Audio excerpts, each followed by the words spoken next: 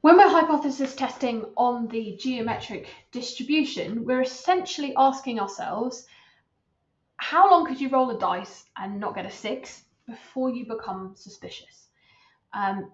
There is going to be a point at which you go, hang on a minute, my probability can't be right. If it's, say, for instance, a fair dice and you're expecting a 6, roughly 1 in every 6, how long do you go before you start to think this can't be right, this can't be biased, this can't be unbiased? It's got to go one way or the other. We've got to be a bit careful because this distribution rather seems to work in a slightly different way to the rest of them, because the more you roll before you see your successes, the lower your probability is. So if you have a lower probability, you would expect more time or more attempts to lapse before you get a success. So actually your probability is moving in one direction and your number of trials is moving in the other direction, and they kind of switch over. So that means for us, when we're hypothesis testing, that if we suspect a decrease in the number of trials it will take to get our success, we need to look at the upper tail, because our probability must have gone up. If the number of trials is going down, the probability of success must have gone up. And on the opposite end, if we suspect an increase, so we think that we're going to need to do more attempts to get our success, we've got a lower probability. There is less chance of that one success happening.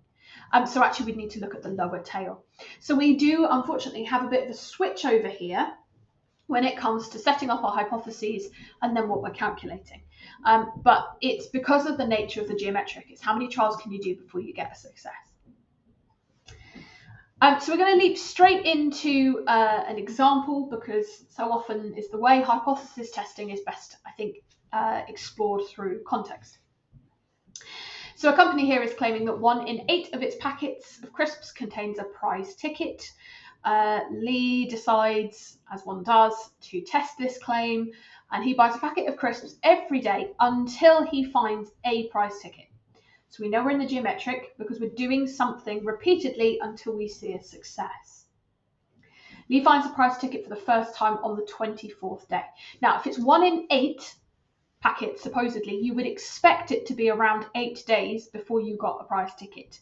Going up to 24 before you find your first ticket does, I think, raise our suspicions. But we need to do it properly. So test at the 5% significance level whether there is any evidence to suggest that the company is overstating the proportion of packets that contain a prize ticket. So they're saying it's in more than it actually is. So let's set this up properly. We will define a variable. So it's the number of packets before a prize is found.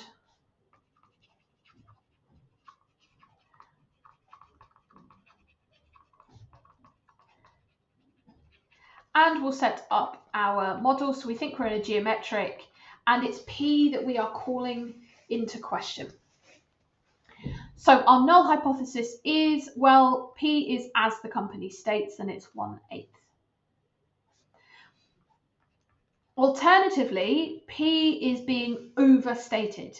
So actually it's less likely than it should have been. If you are overstating something, you are giving it more than it should have. We should actually reduce that possibility if they are, so it should be like 1 in 10 or 1 in 12 or something along those lines. Okay.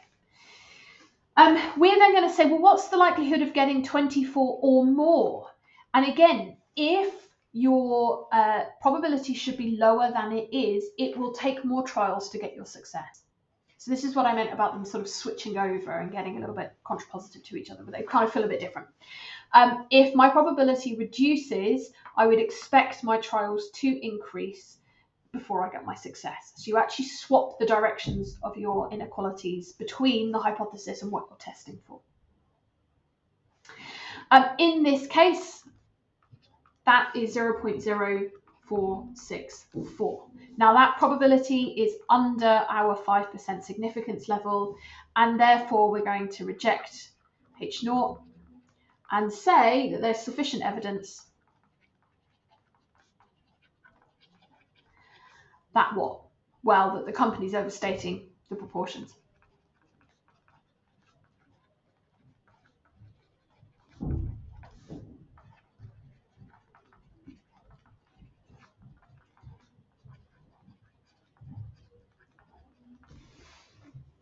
Don't forget that conclusion needs to be in the context of the question, and you should always be mentioning reject H0 or do not reject H0. Don't go anywhere near the word except, and don't go anywhere near H1.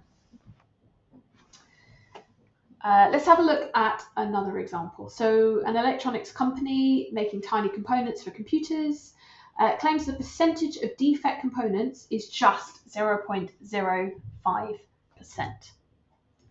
They're then taking this component, selling it to a retailer, and the retailer thinks that the percentage of defects should be higher because they clearly are finding more defects than they were expecting.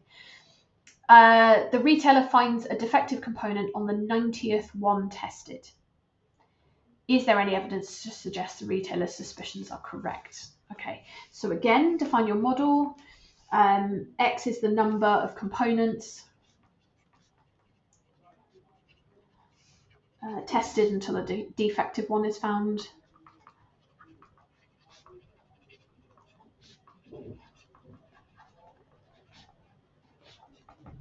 Excuse my scrappy handwriting. So X is following a geometric, and we're calling into question P. So what do we think P is? Well, at the moment, we think that P is 0.0005.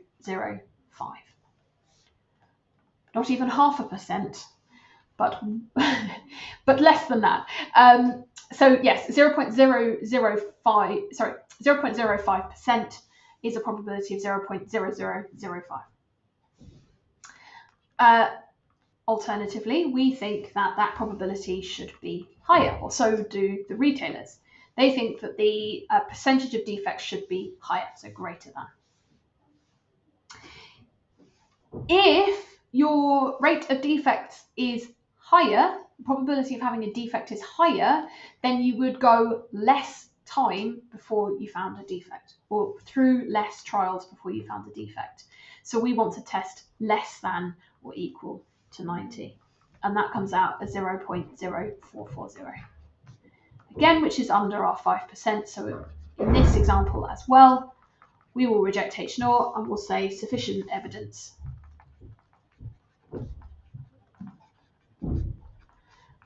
for the percentage defect to be higher.